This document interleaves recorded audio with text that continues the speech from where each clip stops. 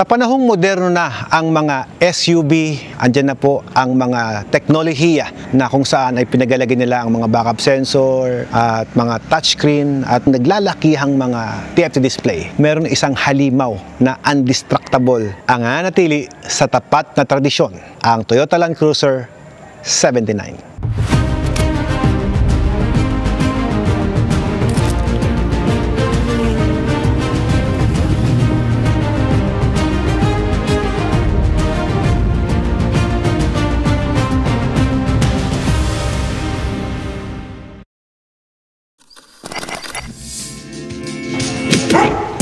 May bago na namang sasakyan si boss. Silipin natin yung kanyang bagong kotse. Hi, boss. Baka na po. Hello po. Hindi naman pala ganun kaliit yung likod. Yung spare tire niya, dyan na nilagay sa likod. So, malaki ng tangke na. Ibang klase yung loob niya, no? Brand new to di ba? Oo. Brand new, no? Natumihan lang sir sa biyahe talaga. Kakaiba yung ilaw niya, no? Ganda, no? Pangarap natin to Pangarap mo lang yata yan? Pangarap ko lang ba? Pangarap Ito ho yung ano niya sa taas. Tinatambucho din ba to? Pwede ho. Happy Dad, I love you. Thank you. Para sa'yo yan. Sa akin ba to? Kala ko sa'yo. Nakakatuwa yung mga display mo sir. Saan? Nakikita to. Minsan nakita ko, nagbablog ka na yung mga motor, mga motocross mo. Nakakatuwa. MX Bikes, no? Sige, pasok niyo na po. Sorry sir ah. Sige lang. Sit down, sir. Ito na, babayaran na kami. Ay, bayad na pala to. Pipirma lang. Pipirma ka lang sir. Sorry. Bali may dalawang remote siya na extra. Opo. Tapos tatlong key. Daming susi ah. So ito lang muna yung ORCR, nakapangalan pa sa amin. Magsasign ng deed of sale para may transfer sa inyo. Opo. So if ever lang na ilalabas ninyo, registered na po siya. Ay, mo pa 35 special ang number. resibo, 35 Ikaw, ang up to resibo. you. Kasi kung ako, okay lang kahit hindi special. Basta bibigyan niyo ako ng series ha, kasi Sorry. minsan baka taken na, pag taken na wala. Max. 8888. Ano? AMX? Oo. AWM na lang, mami. Alfred Watermax. Yung OR, registered kayo for 3 years. Okay. Tapos ito yung ibang documents, BIR tax payment, bayad po siya. Tapos ito yung customs payment, bayad din siya. Okay. Tapos ito yung CSR, sir. Ipapahabol ko sa inyo yung conduction sticker. Okay lang kayo na magdikit. Hindi mo na idikit yung conduction sticker, sir. Ipapahabol. Saan talaga yun, sir? Sa bintana, sa glass. Okay. Okay po. Sa ano. Ipa-PPF ko muna, tsaka ko lagyan. Sticker muna tapos PPF. PF, Para oo, protected ganun na din lang. yung... Pa-LBC ko na lang sa inyo, ma'am. Okay, boss. Opo, Sige po. no problem. Yung sticker niyo, sir, pagka nasita kayo, kasi baka sabihin ba't walang sticker. Sticker, yeah. Pero may conduction plate doon, sir. Ayan o. LTO issue Noted. to, sir. Diesel siya? Flex. Diesel, Diesel sir. po. Diesel po. Parang- Matipid yan. Oo. Parang yung Kasi LG. 2.8 Sir, yan, paano no? kaya ang change oil niyan? Ma'am, sa akin nagpapa-change lang ano ninyo, Sa sa Toyota Toyota. Dagupan. Opo. Pwede tatanggapin nila yan, ma'am. Kasi lahat ng Toyota series ngayon, Innova, Fortuner, Land Cruiser, Prado na diesel. Yung Prado na 250, sir, yung pinakabago. High Ace. Yan na yung ginamit nilang makina sa lahat, ma'am. Tsaka yung Hino na delivery truck nila na 4-wheeler. Sir, pa-receive lang kami na nasa inyo na yung sakyan. Kompletos Ricados, pati sahog. Pero matutuwa ka dito, sir, ang depreciation halos hindi bumababa. Nabili ko siya Yung ngayon. bang siya, ma'am, may gamot After yan. 5 years, di nagbabago. Hindi nagbabago. Dadali namin tong kape mo, Opo. ma'am. ha? Opo. Opo. Thank you, thank you, thank Baka you. may tanong ka pa sa sasakyan. Ano, yung downhill assist meron din siya. Yeah, okay. Yun lang. Yun na. Yun na Wala lang. na, oh. Sobrang basic, boss, eh. Sobrang simple, no? Discovered ko na lang yung ibang dapat yung discover dyan, sir. Thank you, sir. Thank you po. Thank you, sir. Nice to Salamat. meet you, sir. Thank you, thank you. Salamat po, sir. Sige. Bye-bye po. Bye-bye. Ingat po kayo. Thank Bye-bye, you bye-bye. po. Ganda ng bago mong sasakyan, boss, ah. Dahil sa payong. Come on, let's Tara, go. tara. Tapos na yung ating mga meeting kanina. 4:35 na ng hapon, guys. At meron pa tayong panahon para pag-usapan yung bago nating investment na nandun sa labas. Pero bago ang lahat, samahan niyo muna ako dahil pupunta tayo doon sa kabilang gate para i-featured natin ang isa sa undistractable car ng Toyota Land Cruiser. Kaya sa video ito, samahan niyo ako. Meron tayong bagong nakuhang motorsiklo. Ayan siya, oh. Yan. Ito nga pala, guys, si Toyo. Sa mga bago sa aking channel, ayan, napapanood nyo madalas marahil itong aking sasakyan na si Toyo. Pinangalanan namin Toyo dahil parang ito yung unang-unang lumabas na Toyota Hilux. At ito ang unang-unang lumabas din na GS F900. Kasi ito yung hindi prototype. Ibig sabihin, ito po yung tinatawag nila na launch edition na kumpleto yung mga accessories dito. Meron akong isang video nito na kung saan lalagay ko yung link sa description or dito. Lagay ko yung video para at least makita nyo at mapanood nyo yung ating pag-release sa motorsiklong ito. At siyempre, yung ating pinaka-paboritong motorsiklo na si Bilog, andito siya. Ito po, si Bilog. Bagong PMS, bagong gawa. Galing po yan sa Ducati Clark, Pampanga. Uy, yan si Ugoy, oh. Hi, Ugoy! Yan, malaki na. 3 taong alaga kong pagong. Ito, medyo malaki-laki na rin ang investment natin dito. Pero guys, sabi ko nga, ang investment natin, yung experience, yung happiness na gagawin natin ito ng masaya. Para sa akin, priceless. Itong Toyota Hilux na to ay sobrang simple. Samahan nyo na ako sa kabilang gate natin para ipakita sa inyo ang undestructible car na sinasabi ko sa inyo. So let's go. Seatbelt ko pare. Kahit sabihin mong 50 meters lang yan, mag-seatbelt tayo. Ang usapan nga natin dyan, pag sumakay ka ng kasakyan at kinambyo mo na, dapat mag-seatbelt ka na. Ayan no. Nakita niyo yan guys? Ayan na yung kuya, ang lolo ni Toyo. Ayan na nga, napagtabi na natin ang dalawang magtatay. Isang Toyota Hilux Tamaraw at isang Toyota Land Cruiser. At sa video ito ngayon yung pag-uusapan natin, the undestructible car. Hindi man masabing ganun ka high-tech, pero pag-uusapan natin mamaya yung features at yung tibay ng sasakyan na to. So, tara, samahan niyo ako at i-test ride na agad natin. Okay, so ngayon, let's give it a spin. Itong lolo ni Toyo. Iba ako magka-review. Test ride na agad bago natin pag-usapan. Mataas. Ayun yun guys, yung susi. Ito siya nung deliver sa amin. I could say less premium kasi ito mo naman, plastic. Yun. Wow. Ang ganda naman ng acceleration na yan, no? Pakinggan nyo guys yung tunog, ha?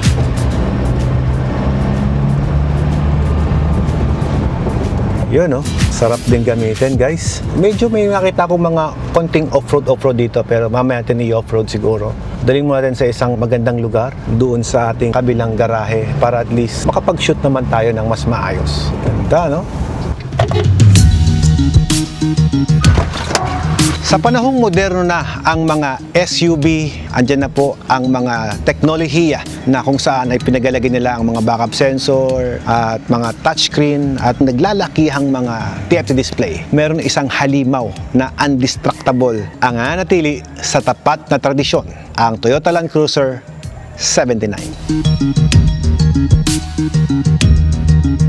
Konting background lang dito sa Toyota 79. Maraming 70 series na ginawa ang Toyota. So ito yung 79 na ito po yung may tinatawag nating 4 doors. So meron 3 doors, may 4 doors. Ito ay pick up na kung saan ito yung napili namin ni Mrs. ko para gamitin sa aming overlanding. Tsaka gustong-gusto namin yung forma niya. At the same time, pwedeng maging cargo yung nasa likod. Basically, wala pa kami masyadong idea dito, pero ibibigay ko sa inyo ang owner's point of view ng Land Cruiser 79 kung ano lang yung makikita natin sa labas. So pag-usapan natin guys ang exterior. Kung makikita nyo guys, sobrang simple, sobrang rugged, parang astig na astig ang design.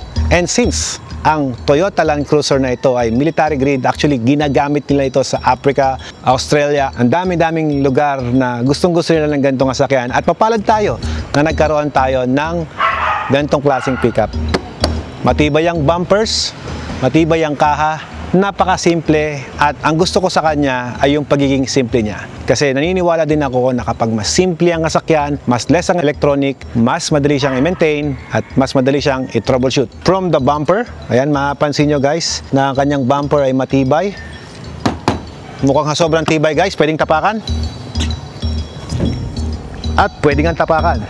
Ayan. Oh, di ba? Ayos! Pag sinabing Toyota, talaga naman, non-destructible nga.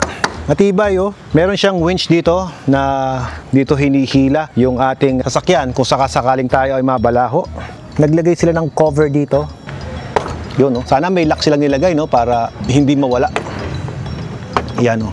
Tapos may lock lang dito oh. Pindot. Ayun. Ito na yung kanyang winch na kung saan kung mabalaho ka man sa off-road riding 4x4, ito na, i-release lang natin dyan. May nilalagay sila ditong electronic control knob. Dito natin isasaksak yung ating control kung gusto mong ilabas yung winch natin. Kung paano ibalik, nako, dapat to talaga, baka mawala ito, katagalan.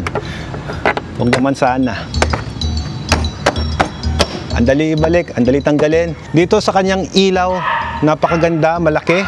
Parang sobrang tough ng itsura ng kanyang harapan. Okay, dito sa kanyang ilaw sa harap, makikita nyo, bilog, unique ng itsura. Sobrang oldies. Alam mo naman, hindi nawawala sa uso. Tapos, meron siyang ilaw na nakalabas. Mayroon Toyota Land Cruiser na emblem dito. Nandito rin yung kanyang graphic design na kung saan maganda, very simple, na madating. Meron tayong nakalagay dito na testing. I don't know kung anong documents yan, but this document shows na galing ito ng Dubai. Yes, Dubai version po yung ating sasakyan na nire-review ngayong araw. Ayan, Dunlop po yung gulong. Meron siyang size na 256 by 70 R16. Rim 16 siya. So, tama-tama lang talaga sa overlanding kasi kapag ka sobrang laki ng diameter ng mugs, ang mangyayari doon ay medyo delikado sa mga bato. So, okay yan. Sa likod, napakasimple ng dating. Meron siyang release dito. At pag binuksan natin, isang dipa yung kanyang sukat. Medyo malapad din naman guys. At nandito yung kanyang lalagyan ng gulong sa likod. Subukan natin i-release to. Parang ayokong i-release kasi parang magagasgas to. Look at the lock. Pero supposedly dapat mabilis ang tanggalin, di ba? Hindi pala siya tatagos dito. Akala ko tatagos siya doon. So, ganun lang. Tapos, baba na. Yan. Cool! Ito yung kanyang bed lining guys, makikita nyo. Maluwag din. I think kaya rin ng dirt bike kung magkakarga ka ng motor. ATV na maliit, but ATV na malaki, I think di kasya. Big bike, soon, subukan natin kung masusukat natin yung big bike dito. Ganda yung lock niya. Hindi pala siya drop side, no? Naka-fix tong gilid. Compare natin doon sa ginagamit nating drop side. So, pag sinabing drop side, pati ito gumaganon, bumababa. Ito, naka-fix lang. Ito po ay 4x4 Toyota LX. Ayan, makita nyo dito, meron siyang kinabit na mga parang stainless, no? Stock to, ah. Mayroon na rin nakareding panghila. Ayan. Tingnan nyo naman dito sa gasoline area natin, pag nagpapa-diesel tayo, mapapansin nyo, very manual. Pag gaganyan, kailangan mong patay ng engine para mabuksan mo siya. Meron siyang maliit na fender dito. Merong snorkel, naghuhumiyaw dito sa ganda. Kapag ganito, pwede siya lumubog agad dito. Hindi siya titirik kahit na lumubog ito sa tubig. Tingnan nyo yung bumps na to, ang lalim, oh. Yan. Sa ating gulong, ayan, makikita nyo dito yung 4x4 na pwede kayong mag-lock at naka-auto. Hindi nakamukha ng old school na 4x4 na pinipihit-pihit mo pa. May auto naman siya. Kapag ka in-engage mo yung 4x4 niya, medyo high-tech na din compare sa previous na mga 4x4 na ginagamit natin. Ang gusto ko dito, ang taas ng kanyang clearance. So, nakadesign talaga siya sa mga pang-hardcore, no? Tignan nyo guys, dito yung muelye, oh. Ang tindi ng kanyang muelye. Oh, di ba? Ang kakapal ng muelye, ang pangilalim. Nako, sobrang tibay. So yun, ang makikita mo sa exterior, ito naman yung bubong niya na makikita nyo, sobrang simple lang din. May gulong dyan na spare tire natin. Ito yung roof niya. Yan. Sa flooring niya, nakita nyo, corrugated, matibay. Konting history lang dito sa Toyota Land Cruiser 79. Itong sasakyan ito ay ginagamit usually sa mining, military, off-road use, at tinatawag na ito na undestructible o African's favorite. Nung napunta ako ng Africa, kadalasan nakikita ko sa mga safari, ito talaga yung ating nahasakyan at ginagamit pang wild safari. Basically, hindi ko first time na nakakita nito at sila kino-convert pa nila, naglalagay sila ng mga taong nakasakay doon sa likod. Ang gandang tignan. That's why ito meron kaming mga nakitang improvement na ginawa nila. Naglagay sila ng grill dito, na kung saan dito siya nagba-barbecue. Pag-usapan natin ang design ng exterior at interior. Okay, in summary, masasabi natin na yung kanyang exterior is boxy, utilitarian, old school charm. So yun lang pinaka-short term magagamit natin dyan. At malaking front fenders at ang pinaka-gusto ko sa lahat, mataas ang ground clearance na capable yan sa off-road use. Medyo kulang sa flashy looks na element, hindi pala medyo, talagang kulang sa flashy, rugged elements. Pero masasabi natin na talaga naman, pagmalakasan ng datingan. At nakita nyo na nga yung exterior ng ating 79. Ngayon naman ipapakita ko sa inyo yung loob. Ito na yung loob ng ating 79. Makikita nyo guys, dito ay naka-leather. Tapos napaka-minimal ng kanyang display sa harap. Sobrang liit lang, 9 inches lang yung kanyang screen. At napaka-basic ng mga infotainment niya sa loob. At dito naman sa likod guys, ito. Siyempre yung mga pasahero natin, mga sumasakay na mga titos-titas dyan. Ayan. Old look, Mahilig kasi si Mrs. Max pagdating sa classic looks. That's why nagustuhan niya to. May napansin ako meron na siyang handle dito at meron na siyang handle dito. Na kung saan usually kapag ka ikaw ay bumibili ng isang pick-up or kahit anong sasakyan, bihira ang naglalagay ng handle dito. Imagine nyo kung walang handle, saan ka hawak? Ganon kataas ang kanyang ground clearance. Kaya naman naglagay sila ng handle dito. Very good. May grab handle dito, sa kabilang side may grab handle din. Walang grab handle dito sa taas, pero sa kabila meron. Pero for the driver na gustong sumakay dito, yun, meron siya dito. At pagdating naman dito sa likod, ayan na. Kung sasakay tayo ng pagganito, pwede naman. Pero for me, parang mas okay sumakay ng tapak dito, tapos dito. Depende sa inyo kung paano nyo gustong sumakay sa inyong sasakyan. At ang mapapansin nyo agad dito yung kanyang leather. Tapos dito naman guys, medyo masikip yung room leg sa likod. Pero kapag ganito kasimple kasi ang sasakyan, mas madali siyang i-maintain, mas madali siyang linisin, konti ang kanto. So ang daling punasan, ang daling linisan. Okay, marami na ako nakitang 79 na unit. Pero ito yung na-surprise ako. Meron siyang refrigerator dito. Eto, meron siyang refrigerator dyan. Malamig pa yan pag nilagyan mo ng baon, mga palamig sa off-road riding. Ngayon naman, subukan natin siya sa konting off-road riding. So i-test drive natin siya. Ikot lang tayo sa malapit lang dito sa amin. So tara, samahan nyo kami.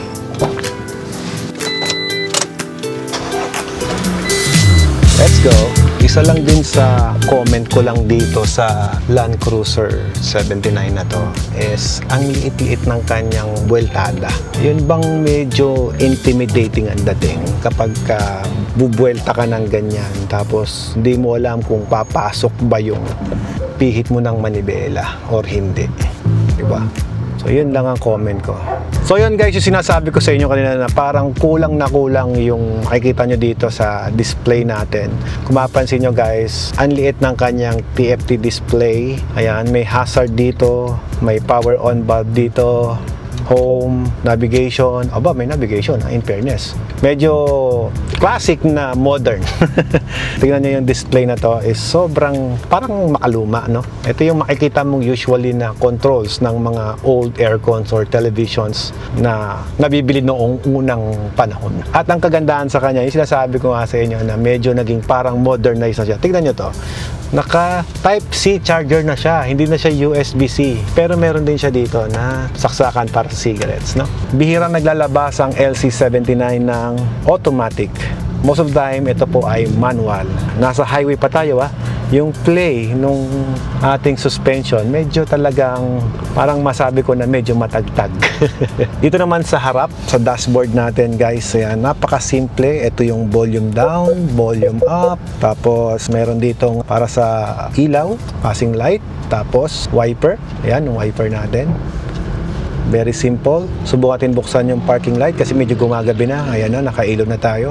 Yan po yung itsura kapag ka nagde-drive ka ng LC79. So at least nakikita nyo lang yung point of view ng gantong unit.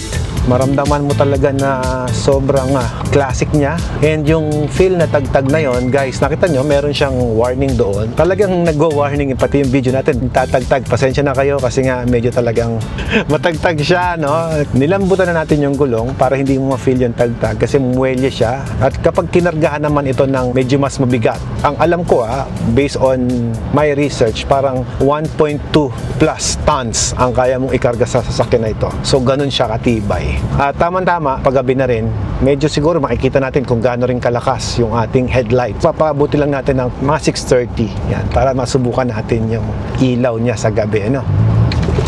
Yan nga. Oh. Yung suspension niya talaga, mafe-feel mo na para kang sumakay ng jeep. Parang si Toyota FX Tamaraw. Parang ganun. Sobrang minimal na makikita mo. Sa dashboard naman natin, guys, simple. May airbag dito, SSR bag, airbag. May airbag din dito. Dito sa gilid natin, wala siyang airbag. Basically, ganito yung mga sakyan na hindi dinesign for high speed. Kasi yung mga modelong SUV ngayon, may airbag hanggang dito, hanggang sa gilid. Ito, wala. Talagang sobrang basic niya. May nilagyan ng cellphone dito. Oh, shoot lang yung isang iPhone Pro. Tapos dito may lagyan ng tubig. Dito naman yung knob, yung control ng ating 4x4. Ito na yung mga controls natin for power howling. So makikita nyo kasi yung mga Toyota na ganito, meron siyang panghila. Usually ginalagyan nila to sa Australia ng mga howler, no? Meron na rin siyang downhill assist, second start na yan, hindi ko pa nasubukan. Ito guys ay point of view ng owner. Hindi ako nagka-car review. Kumbaga, ito po ay sineshare ko lamang sa inyo kung ano yung nakikita ko bilang owner. Pwede ko sabihin sa inyo negative at positive, likes and dislikes ko sa unit na ito. Basta ako ang magugustuhan ko lang talaga yung kanyang classic look. Kasi kapag ka naman minodern mo masyado, mawawala na yung classic look niya, no? Ito yung gusto ko dito. Ganda. May nakalagay ditong mga letra na kung saan dito nakalagay yung Dubai ang sulat. Yung pintuan niya, kung napapansin nyo, kaya na pa tayo tumatakbo, hindi pa rin siya naglalak. I don't know kung may certain speed siya. Subukan natin bilisan, tignan natin kung mag-auto-lock yung door niya.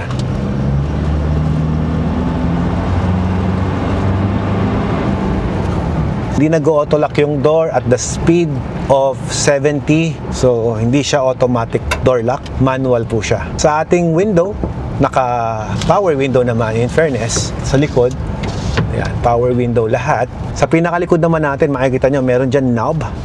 Ayan, mabubuksan nyo. Meron kayong communication in case na may kakausapin kayo sa likod. Hindi pa ako nakakita ng pwedeng pasukan ng off-road.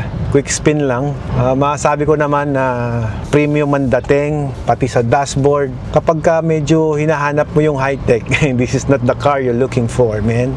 Ito talagang, ikaw ay mahilig sa classic, talaga naman matutuwa ka sa sasakyan to kasi maaalala mo yung mga unang panahon. Okay, ligo na tayo dito sa lugar na to. Yan. Sa quality ng back camera niya, napapansin nyo guys, malabo. Hindi siya ganun kalinaw. Siguro kung titignan nyo mga, hindi siya 1080p. May Android Auto, tsaka Apple CarPlay, in fairness. May AM, may FM. Sa driving experience natin na medyo malapit, I could say, pwede mo siya magamit sa pambukid, ganyan. Pang overlanding kung gusto mo mag-enjoy. Okay, subukan naman natin ng konti yung power niya. Ito, medyo maluwag naman yung kalsada. Wow, pag maluwag ang kalsada, birahin natin ng konti. Subukan natin.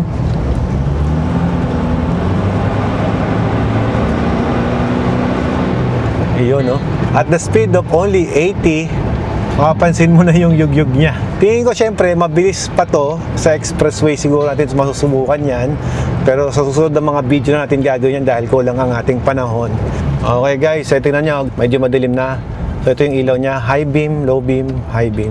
Medyo talagang mahina lamang siya, no? Siguro isa yan sa pwedeng i-upgrade natin. So totoo lang, yung gantong klaseng sasakyan, ang maganda rito, bibihisan pa lang natin siya. Sana may makuha tayo na magandang ilagay sa likod para sa ating camper, tapos mga ilaw. Yung basic na itsura nito, yun ang magandang bihisan. At yun din ang nagustuhan ko sa kanya kasi masusunod yung gusto mong upgrade. Okay, ito na yung ating short test ride ngayong araw at abangan nyo kami. Papunta kami ng Atok. Bukas yan.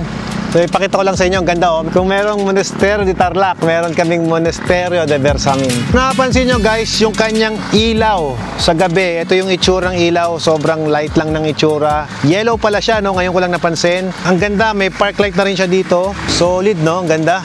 Woo! Ayos! I like the look, man. The more na tititigan ko siya, the more na na-appreciate ko siya. Bukas, iakit natin siya sa medyo mataas na lugar. So, samahan nyo kami sa susunod na episode ng video ito.